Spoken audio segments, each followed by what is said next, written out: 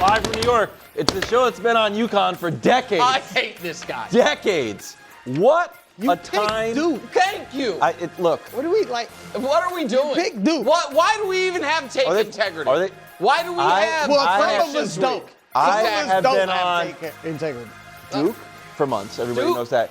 UConn for decades. And Michigan State for a decent amount of time with Tom Izzo. What? And then my fourth team, I think it was Kansas. Just to really get. What was it? think you had about- Yeah, it was do my it, fourth man? team. I think you had about 5 Who was it? Final Fours. It was Illinois. This guy. Wow. You and I'm back. had 11 teams in the Final Four. Holy cow, I'm feeling This, great. Brew, Patriots? Do you see what? You and I, Brew, are in such Celtics? bad shape. Because if Michigan wins, Danny's going to be peacock. Yeah. Well, I got a little connection to Michigan. I understand, Big but he connection. picked them before. Starting Dallas, where we saw 2 stars. LeBron scored 30. Cooper Flagg scored 45. We also didn't see 2 stars, if you count Austin Reaves as a star.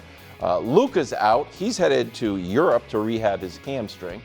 Can't trust these Can't trust the Lakers doctors. domestic doctors. There's No. street a runny nose evidence. Austin's going to miss the rest of the regular bad season. week for the Lakers now. With an oblique, and that oblique, of course, had to be tested twice because I guess they took Shout an out to MRI you. on the wrong one. You saw the Austin MRI on the wrong one. Yeah. I don't understand how that happens. Well, I don't know, but if you've ever had surgery, they come in the room like you're having I had my right shoulder operated on. They came in the room with a magic marker and wrote on my left shoulder, wrong shoulder. Like That's important. Yeah, so They'll also leave a pair of scissors in you every now and then. This is a That happens. billion-dollar organization. Yeah, plus 10. Just sold for 10. Making Yeah, not great. the It's not wrong great. MRIs. MRIs are like a hassle. Yeah, not Hey. great. It's not just doing a little. Out of that. Is the Lakers season over? Listen, it's certainly on life support, and I'll explain what would have to happen for it not to be over. But before I do that, Brew, You were reaching last. I mean, I'm just gonna. I'll lay it out. There's in actually a second. path. I mean, a path to them getting out of round 1. Yeah, I do think there's a path. But before I do any of that, Brew, I, on my behalf and maybe your behalf as well, need to apologize to the audience. For what? The display by Kevin Wildes and our dear friend Danny Parkins in today's walk-in video was not really the standards we try to hold ourselves to, with them peacocking about I never believed in the Lakers. I did not peacock at all. I knew the Lakers weren't a threat. America, the Lakers have been felled by something that would fell 30 of 30 teams, which is their best player and either second or third best player being out. Whether you're the Thunder, the Spurs, or the Wizards, that would wreck your season. Well, So I don't know if that's true. you don't? Well, the Celtics' best player was out, and they're currently second in the East. so hold and on. the Thunder's second best player was out, and they're first. So right, correct. So I'll say it again very quickly, because I do not think there's a team in the league that could lose heading into the playoffs, their best player, unequivocally, and then also their second or third best player and be okay. If you disagree and think these injuries reveal a massive flaw with the Lakers, then so be it. It's not how I feel. I think that if you are using this as evidence, the Lakers were make-believe from the beginning, then you just wanted the Lakers to be make-believe from the beginning. That's my take. I also think Luka going to Europe to try to fast-track this makes me believe he believes he might be able to be back in 3 weeks. And 3 weeks would be game 3 of round 1. And if Luka is back by game 3 of round 1, I think the Lakers could win round 1. I do. And so now, do I think they can win the title? No. Do I think Austin's injury? You saw it coming, evidently. I did not, because he finished the game. Like the Austin's Just injury, looked like a sore back. right? I think they called it a back. Yeah, and then it's an oblique. But the playoffs start April 18th and 19th.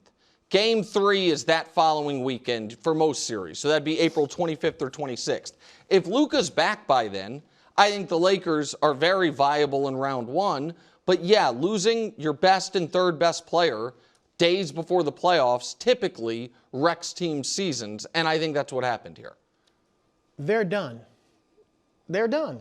I said last week they were done before Austin Reaves was hurt. Now with him hurt, they are definitely done. And LeBron James yesterday was phenomenal. That might be his best game of the year. I mean, he was tremendous. And they still lost to the Mavs. Lost to a team that is 5-18 since the All-Star break. And last week got destroyed by a Minnesota team without Anthony Edwards and another team without its best player. I forgot who it is now, but it was ugly. All right. And so they're just not, they're gonna go out in the first round. I mean, if Luka's back miraculously, maybe, but even if he comes back, what kind of shape's he gonna be in? Correct. I was saying last week with LeBron and Luka, or LeBron and Austin Reaves, I think they could have beaten Houston, not Denver. Minnesota's interesting. Ant's not really back yet. Let's see what happens with him. But if he comes back at full speed, they won't beat Minnesota either. And I don't think at this team right here, I mean, there was a Kobe B out there, but it was Kobe Buffkin. Yeah. You know, like, that's just a bad roster around LeBron right now out there. I mean, you know, they got some decent players, but it's just not enough. The four most important players on the Lakers this year have been Luka, LeBron, Austin Reaves, and Marcus Smart.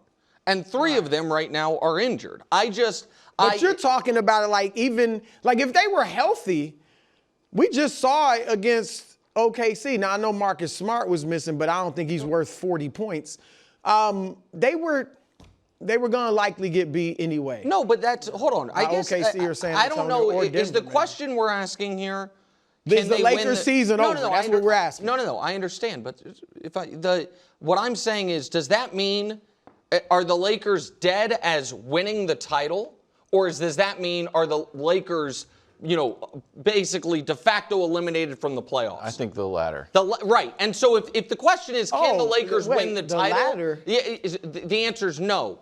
If the question is, could we still see the Lakers in round two? My answer is that depends on Luka coming back. Well, of course, but I don't think he's coming back, and I think they're done.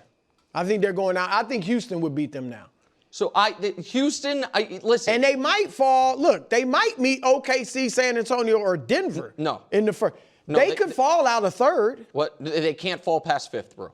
Okay, so they meet Houston or Denver. They would play. They could meet Denver. Right, and I think they would lose to Denver without Luka. Absolutely. Obviously, I think they would lose to Houston if they go a full series without Luka. Mm-hmm. But Luka, the fact Luka that and Reaves. And I think at this point Reaves is oddly longer term than Luka. It says 4 to 6. I agree. Yeah, and so I think that if they play Houston in round one, and if 3 weeks from today Luka is back, I think they can win in round one. So I know this is when we start to get funky and like it was grade 2. We were hoping for grade 1. Yes. It's grade 2, but like, all right, grade 2 with the 4 to 6 European curve, we think turns it into a. No, I'm just saying 3 weeks from the date of the injury would put him back the day of probably game 2 of the first round. So I'm saying if he's back by game 3. Crazy optimistic. I think they also, and again, if he can play, you play him.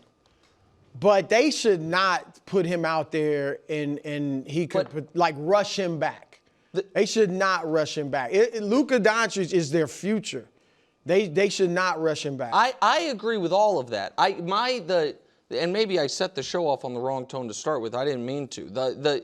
I just take issue with the idea that if Luka and Reaves don't come back and the Lakers get just dusted, a gentleman's sweeper swept in round one, that is proof that, the run they were on was make-believe. Well, it was make-believe as far as winning the championship. But it wasn't make-believe as far as being a legitimately good team. But so I guess, I never thought the Lakers had first, second, or third best chance to win the title. I never had them ahead of OKC, San Antonio, or Boston. But I guess I don't think that is, we will know whether or not they had a puncher shot or not if Luka and AR never come back. And we just saw him against OKC. It was very ugly. And 1 year ago, almost to the day that we saw OKC paste them, we saw them paste OKC, and that was not clearly indicative. You think they had a shot to beat OKC? I don't know that who even knows if they would have had to play OKC? We don't know how the playoffs. Asking that I question. would not. I think OKC is the best team. I think the only team that's going to beat OKC in the series is Boston. But I also think the way, and we're about to talk about Joker, that Denver could, what I talked about last week, that Denver could beat them. And so there was probably in some corners too much. There's always too much Lakers hype, too much. Lakers are the extremes, right? Mm-hmm. And it struck my radar that a lot of folks, not just Danny and KW, who I was joking about or poking at, were using this as, see, this is why I didn't believe in them, and that to me is unfair. I wonder if it was just that we all got drunk off of the Lakers' success when things were going well, when some of your earlier concerns about Pelinka and the roster as it was constructed shows that they didn't have enough depth and they could barely sort of stay afloat without Marcus Smart. And then once the third guy goes down, then the whole house of cards goes down. I felt like we were getting drunk off the fact that Luka averaged 40 for a month.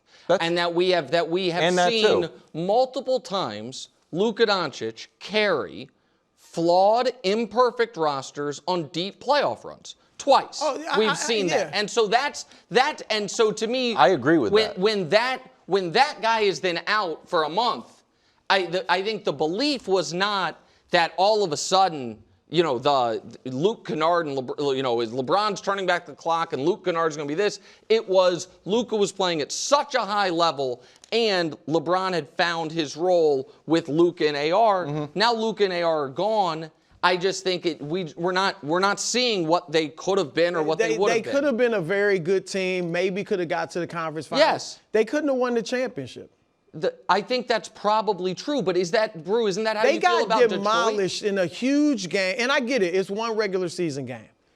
They can't match up with an OKC, and I mentioned San Antonio and Detroit too. Like teams that can throw waves of defenders, athletic, young, can shoot at them, they don't match up well with. The playoffs are about matchups. That's why a Denver might be able to beat an OKC 100%. Or a San Antonio because of matchups, and the Lakers matched up pretty well against Denver. So it's just matchups, and they would have had to have the path. Just all these teams lose that they don't have to play. I agree with that. But you're talking like people. You're kind of chastising people for thinking. People reacted to their loss to OKC. I think that's what they're overreacting to. Like, oh my gosh, we thought the Lakers were on that level, and they're not. Thunder coming to LA for their next game, so that might get ugly. Head to Denver, where Joker got over on the Spurs. 48-13, 3 blocks, 0 turnovers in an overtime win literally over Wemby. Denver has won 8 in a row. Key historic game from Joker here. 40-13 assists, 0 turnovers, games in NBA history. Dame had 1, Joker has 2, and that's it. Yeah. What did he prove on Saturday? He's still the best player in the league, and this is why offense does matter more than defense. Because Brew has said, and I take him at his word, that Wemby is the best defensive player of his lifetime. That you've seen. You're leaving a carve out during the last years of Bill Russell. Right, but you're leaving a carve out for Bill Russell. But the greatest defensive player whose games have regularly been televised is this guy. And Joker did what he has done consistently to him, put him in the torture chamber. So Joker has played Wemby 3 times in the last 2 years. So throw out Wemby's rookie year. Mm-hmm. 42, 12, and 11 with 1 turnover a game. That's pretty good. Against arguably the greatest defensive player ever. Yeah. And so that shot that he hit in overtime was a great example as to why great offense beats great defense. And this is goes against your mind. As far as individual players in the NBA. Right. And that's what it's always been. This is a guy with an 8-foot wingspan. You could argue there has never been a harder guy in the history of the league to get that shot off over. And Joker won the game with it. And so I fall into this sometimes because Joker loves his horses and doesn't seem to love America that much. People confuse that with isn't competitive or doesn't care. The fact that Joker, he's competitive. And I also think he typically doesn't want to score 40. Yeah. And has the last 3 times Wemby's been on the court, like, all right, I'm gonna give you the full package, buddy. And so that, to me, Brew, is what Joker proved. I already thought he was the best player in the world. I know that, you have moved to Wemby. Right. I think Joker reasserted himself. And this is not to cover for Wemby because he made some and big Wemby mistakes, was awesome. which we're Look at going to show. Wemby's Right, stat line. Wemby was great was too. unbelievable. But to show how good Jokic is, he's consistently done this to Anthony Davis too. Yeah, we've that's seen true. the playoffs. Yes.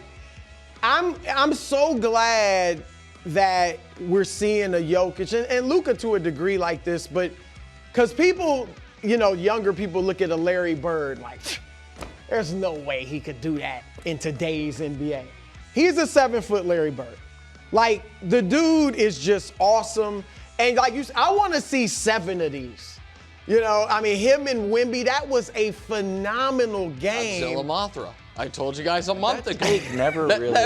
Did we like the graphic, guys, or not? My biggest takeaway, Nick, as I'm watching this game, I think you can argue Wemby was getting the best of him for most of the game. It was obviously both were playing great, but Jokic took over in the overtime. But our biggest concern about the Spurs has been the inexperience. And I thought this game, like I'm watching this, and I'm like, I feel like you see the experience of the Nuggets and Jokic versus the inexperience, the youth, the naivete, whatever it is, of the Spurs. Now, Wemby said this was great for us. Yeah. Right? And maybe, I hope he's right. Maybe they should learn something from this game. Will it be enough? That's the question. But I was watching this thinking, you can see how a Denver and OKC could beat the Spurs just because, this is the history of the NBA. You see teams go through this. Can I ask 2 other questions that came up for me in this game? First one was, I do wonder if the tax of the 29 minutes per game for Wemby, because he played 40. He seemed more out of gas than Joker in overtime. Now, that was... So he had 12 in the fourth quarter. Right, but it felt like in overtime he had... And so that, I do wonder how much that impacts him. But I also do want to ask, Brew, this very direct question. Get on. Do you think Victor Wembanyama right now, this moment, April 8th, 2026, it's April 6th, sorry, is the best player in the NBA? What are these, Wild? Well, they're your fingers, but you also toes. claim they're your toes. I'm 10 toes down on Wemby being the best player in the world still. Why is he better than Joker? Notice in this game, who was guarding Wemby? Aaron Gordon. Who was guarding Joker? Nobody. No, Wemby. Well, not well. No, he gave him 40. Sure. But that happens. No, Hakeem Olajuwon, who's the best defender I've ever seen, if not Wemby, got dunked on by a 6-foot Kevin Johnson. It happens. That is when true. you're playing great players, Michael Jordan has gotten schooled. LeBron James, Kobe Bryant. Yeah. You get Tim Duncan has gotten schooled. Yeah, that's all true. Jokic was great. Yeah. But Wemby wants to guard the best player. Wemby is equipped to guard the best player. Jokic, whether he might want to, he ain't even equipped. Yeah, but and when I look at Michael Jordan, when I look at Kobe Bryant, when I look at LeBron James, Hakeem Olajuwon, Kareem Abdul-Jabbar, they would guard the best player. When it got down to the clutch, they're guarding the best player. He guarded Jokic the whole game. Jokic hardly ever guarded him. It had to be a switch or something. That's the difference. Hold on, but... And he gave him 34, out-rebounded him by 10, blocked his shot twice, had 5 blocks overall, and the gap in the offense wasn't that big. The gap in the defense was yesterday huge. Wasn't that big? No, it was big because at least I took the challenge of guarding you. At least I took the test. You were sitting over there letting you go get him. No, Aaron, you go get him. 136. But Brew, 136. The Nuggets scored. Oh yeah, no. I'm just saying I want the challenge to take up the challenge. Move on, just real quick. But you have thought you don't think guarding the other team's best players is a prerequisite to be the best player in the league, because you thought Jokic had been the not a prerequisite, but a bonus. But when the offense is 6 points difference, Wemby had 14 in the fourth quarter in overtime. How many Jokic have? About 14? But in general, you think the gap between Joker's offense and Wemby's offense is more than 6 points difference, right? Like total offense. I think Wemby's a much better offensive player than you do. Now, I think Jokic is better offensively, but I think I don't think that. Okay, passing, but my point is the gap between Jokic's offense and Wemby's offense is not nearly as large as a gap between Wemby's defense and Jokic's defense. Except here would be the pushback on that. That is true over the totality of a season. However, Wemby's defense clearly, as we saw this weekend, can be minimized by an offensive player that great. And as we saw this weekend, nothing can minimize his offense. Wemby's defensive impact, as great as he is. Over 7 games. That was one great game. I think we'll see. But we'll see. If we see him in 7, let's see him in 7 games. No doubt. And I might think the Spurs win that series. I don't know. But the point that I'm making is, and this is why I disagreed with Wemby's MVP defense 50%. All of that is. I would disagree that it's 50%. It's more than people give it credit for. When a great offensive player, all-time great offensive player, has it going, there is no stopping him. And there is no defensive equivalent to that. It's not like, man, that game Kawhi had it going defensively and had 14 steals in the first half. But here's what you're missing. It's not just that one guy. You could still be affecting the rest of the players defensively. But that's where the 136 comes in. I mean, it's one game. Jokic was great. He got the best of Wemby. But I'm just saying that Wemby gave Aaron Gordon and Jokic some stuff too, and then he took the challenge of guarding the best offensive player. Jokic didn't take. He's not equipped to take it. But that's my point. We're going to go to the NFL right now. Day 1 of the offseason program for the Ravens. Lamar is there. Coach Mangini is here. Welcome back, Coach. Brew, you said you wanted to see Lamar, and there he is doing some pull-ups. Do you like this? Do I like it? Here we go. I got 2 words to say, Coach. The box! No. Wow! No, this cheapens the box. This cheapens the box. You know what? I hope it's not coming. The box is not coming. Wow. The box? The box is here it is. I am so excited, Coach, about Lamar being there for off-season workouts. What? That I had to bring out something. I did not get a chance last year to bring he's these just out. been itching to wear these. These were supposed to come out. I got some special championship Jordans for my Ravens. Yeah, my buddy Lamar Josh House as the made MVP. these. Yes. Yeah. I didn't get a chance to bring them out last year because it was a horrible season. Show the other side. You got the soda pop. We got the chips. Yeah. We got Lamar here, the MVP. We got King Henry. Yeah, the whole thing. Oh, yeah. I'm Coach. I'm going to be wearing these this year. Where's the John Harbaugh section of that? I got to get Jesse Minter put on here somewhere. But no, I love this because it shows leadership.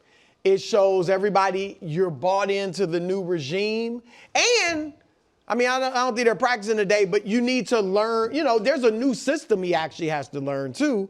So that's important. I think I wouldn't have written him off if he wouldn't have been here. But I think this is great, and I think he needs to be there to learn the new system. Before Coach makes his triumphant return to the show, can I just ask you one follow-up question? So what if he bounces after today?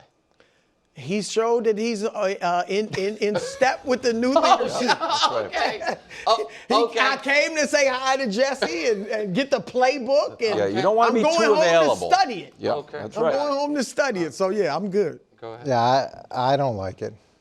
I really don't like it. You don't like You don't like him being there? I just think okay, what was wrong with the last X amount of years? Why suddenly are we now at OTAs? Were they not important last year? Were they not important the year before? Oh, Coach, this is... Really? Well, what do you want to do? Did you not like John Harbaugh? Like, what was the reason you had? Why is this suddenly important now when it hasn't been important But it any other would be year. more important if there's a new coach. Right. I think you can. Or if you were trying to win the Super Bowl, might be important then too. So hold on. Maybe not. So wait. Or maybe if you were the MVP, maybe if your team was coming off a bad season, maybe I understand the transition, and as a new head coach, I would want my quarterback to be there. Right. But as an old head coach, or a head coach trying to win a Super Bowl, or a team trying to win a Super Bowl, or if I was one of the highest paid players in the league, I think all those things are important. Why now? Maybe coach's mom or someone sat him down and said just that. Lamar, you need to start going. Patrick Mahomes goes, he's got a few Super Bowls. Yeah. You know? A lot. Matt Stafford went, he got a Super Bowl. Well, Matt Stafford's hanging out in the immortal chamber. Yeah. Fair. I mean, maybe somebody got through to it. So I think I hear what you're saying. I think coach, I feel like you are being retroactively defending Harbaugh almost. Like that your frustration with him being there now is less about him being there now and more the fact that he wasn't there consistently previously, which I think is legit. My question though is the one that I, somewhat jokingly said to Brew, which is I think this is very positive that he's there. I think it would have been hugely problematic if he no-showed it, because it is a new coach and it is a new system, and he is hoping to get a new contract, and this is the first time you can ever say he's coming off a bad year, because he's never had a bad year. For all those reasons, I thought he had to be there. It's also a reason, and people can say I'm being unfair, he has to stay. I will give whatever credit he's getting today, to me, gets removed almost entirely if he bounces. I think that Lamar Jackson needs to be at all of the voluntary stuff this offseason. I think that is totally fair for your franchise quarterback with a new head coach that, potentially one of the reasons you got the new head coach is because the franchise quarterback and the previous head coach had a falling out. He now needs to be in lockstep with Jesse Minter, which I feel like is perfect attendance in the offseason. I don't think that is, if he misses one because of a previous, so be it. He makes 8 out of 9. But last year he went to 1 of 9. It can't be, in my opinion, this means almost nothing if that happens again. That's where I would say. Yeah, if you go to 1 of 9, you're not doing anything. You're barely punching your card. It doesn't mean anything. So yeah, if he's going to go there and he's going to be there and work hard to absorb the new offensive playbook and to really try to push the new program as forward as he possibly can, I'm all for that. And I wasn't saying that I don't like a guy being in the offseason program. I just feel like it's a little bit problematic when you haven't been there in the past, when the team was in a position that they were in to potentially compete for the Super Bowl. I mean, they were S-Bob for you, and now, now that they've transitioned coaching staffs, you're suddenly all in. Good leadership, maybe. Is it, though? The new leadership. You think that? Oh, you mean good leadership from Jesse Minter? Yeah, I think it's a little his bit of an indictment on offensive coordinator Harbaugh. got a head coaching job. His head coach got a head coaching job. I mean, they must have been doing something right. Okay. Last week, Jeremy Fowler and Tim McManus dropped an article that outlined a dysfunctional Eagles offense, which is led, of course, by Jalen Hurts. Now the ripple effects reports that the article may have been a Hail Mary attempt by the organization to get through to Jalen. Reaction. Well, and listen, he went on to say that he thought A.J. Brown feels like he's more likely to listen to tweets and Instagram posts than direct conversations with him. Jalen is. That more likely. That Jalen is more likely. That A.J. Brown feels Jalen is more likely to listen to A.J.'s social media posts than direct conversations. And he also went on to say that he revealed a lot about Jalen Hurts' perception in that locker room. That his teammates call him Little Jordan because he fancies himself a Michael Jordan leader, Jordan guy, but the Michael Jordan leadership style. And McClain more than implied that there is real friction between some of the other high-performing, high-profile players about credit pie and about who deserves credit for the Eagles winning that Super Bowl and who carries themselves like they get the credit for the Eagles winning that Super Bowl. Again, I'm not in the locker room. I'm not reporting that. That Jalen is taking a large slice. That was the. I don't know if that's report. What Jeff McClain was saying is that in that locker room, there is clearly the way some folks in the media feel that Jalen Hurts was more passenger than bus driver. Some other people agree, and Jalen Hurts does not carry himself that way. And which again, I'm just for people that didn't listen to the 45-minute podcast or read the full article, and that there is widespread belief in the organization that if you want to get Jalen Hurts to change, having a one-on-one conversation with him is not the way. Having a damaging PR, cycle is the way. And that belief, whether it's true or not, is problematic. You know what I mean? Whether it's true or not, Coach, that he's more likely to change because of an ESPN story than direct conversation is almost secondary to the fact that he's either coworkers or bosses feel that way about him. Mm-hmm. That is telling and even some teammates. That's what I meant when I said coworkers. That's teammates and everything. That to me is really noteworthy. I can't wait to read the 10,000-word article about when he gets cut, because this doesn't work. This doesn't work. Maybe won't get cut, but I can't imagine that you're going to sign a guy to a new contract if the only way you can motivate him is not through direct conversation with the coaching staff or the GM or the owner or the players that he plays with. You have to motivate him through an article on ESPN or tweets or a podcast. I mean, that I can't imagine the organization will move forward with him after this year if this is really the case. How could you? How is that any way of legitimate communication between your star player, your face of the franchise, and the rest of the organization, where you need to bring in a third party to do it? Right. Well, they think it might get through, though, right? Yeah, they said they think this could work. Because what I get, Coach, why Jalen Hurts may look at every new offensive coordinator that comes in and be like, I've had success doing it my way, and kind of get pushed back. Because I don't know you. You don't have the track record that I have. Correct. We've done it this way, and it's been successful. And so this is how I want to stay. But look, he knows this is last year of guaranteed money. He knows what they did to Carson Wentz. Now he apparently knows that there's in the locker room, some sentiment where more people may agree with A.J. Brown and stuff like that. Like, I think, and he knows that we have not been good offensively. We weren't good last year offensively.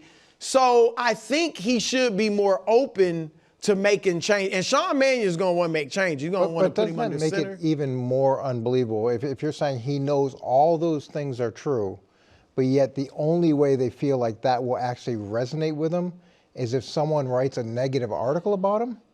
Like that to me seems amazing and to some degree unbelievable. To the unbelievable point, sometimes in the media, if another outlet breaks a big story, and this is a great story, sometimes other media members on that beat will kind of poo-poo the story and say, they just leaking it to them because they're national and they want to get through. I don't know if that's what's happening here, but I guess that's possible. I mean, I think maybe Jalen clearly has commercials and a national platform and all that, and maybe cares about his image and stuff like that. So maybe that's why they think. Are you enraged by this? I'm not enraged by it.